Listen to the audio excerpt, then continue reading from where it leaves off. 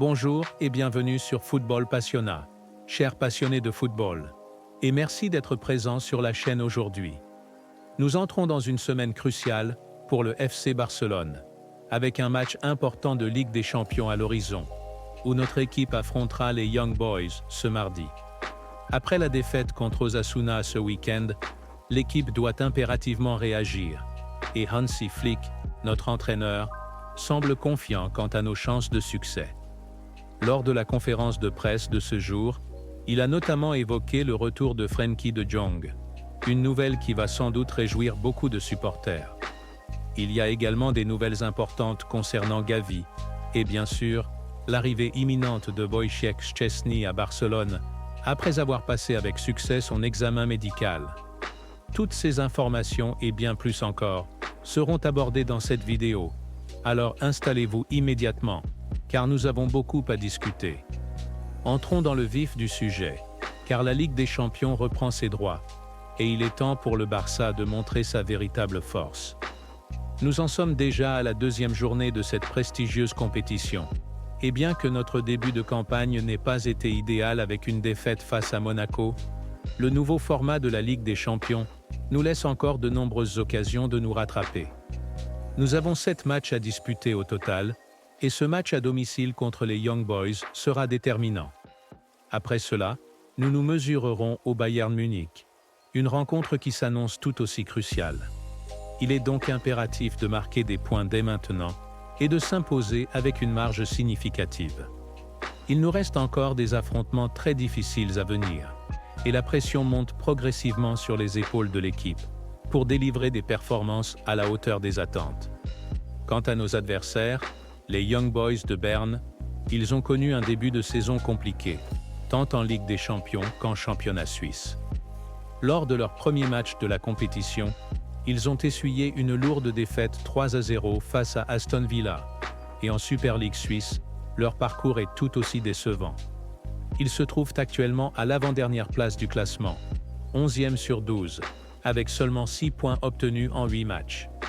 C'est donc une équipe en manque de confiance que nous allons affronter, mais comme l'a souligné Hansi Flick en conférence de presse, il ne faut pas les sous-soigner. Ils restent une formation courageuse, et nous devons être prudents pour ne pas les prendre à la légère. Lors de cette conférence de presse, il a aussi été beaucoup question des récentes défaites du Barça, notamment celles contre Monaco et plus récemment contre Osasuna. Certains journalistes n'ont pas hésité à demander à Flick s'il ressentait une pression croissante en ce moment. Sa réponse fut claire et directe. La pression fait partie de notre quotidien. Nous savons qu'au Barça, nous sommes constamment attendus au tournant. Mais cette pression, nous l'acceptons, car notre objectif reste toujours de gagner.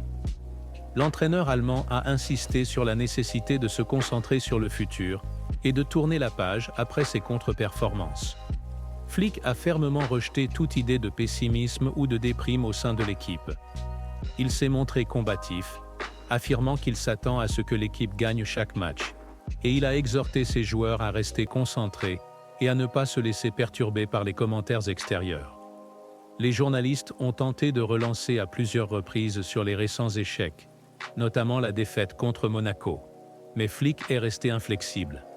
Nous sommes ici pour gagner, et nous ne renoncerons pas. Un autre point marquant de la conférence de presse fut la présence de Marc Casado, qui a répondu aux questions des journalistes avec une grande maturité. Le jeune milieu de terrain a loué l'impact de Hansi Flick sur son développement. Remarquable à quel point l'entraîneur l'a aidé à s'améliorer et à gagner en confiance. Casado est l'un des joueurs qui a le plus profité de la gestion de Flick, et son émergence cette saison est l'une des belles histoires du club. Il a également abordé la concurrence au milieu de terrain, notamment avec le retour imminent de Frenkie de Jong. Casado a accueilli cette concurrence de manière positive, affirmant que cela ne pouvait qu'élever le niveau de l'équipe. Ce qui nous amène à une excellente nouvelle. Frenkie de Jong va bientôt faire son retour.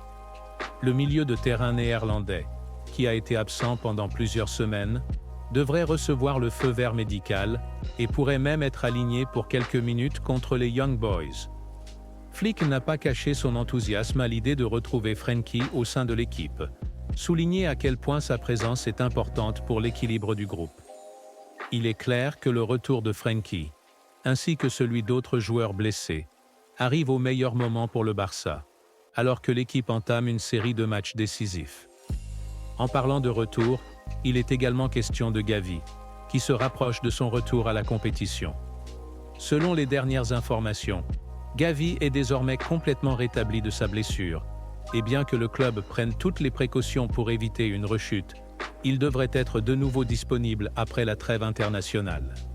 Ce sera un renfort de taille pour le Barça, tant Gavi apporte de l'énergie et de la détermination sur le terrain. Nous attendons tous avec impatience de voir comment il va s'intégrer à nouveau dans l'équipe.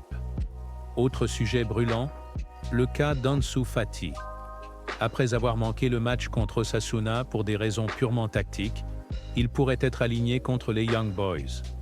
Ce serait l'occasion idéale pour lui de prouver qu'il peut retrouver son meilleur niveau, et Flick pourrait lui donner du temps de jeu si le Barça prend rapidement l'avantage dans la rencontre.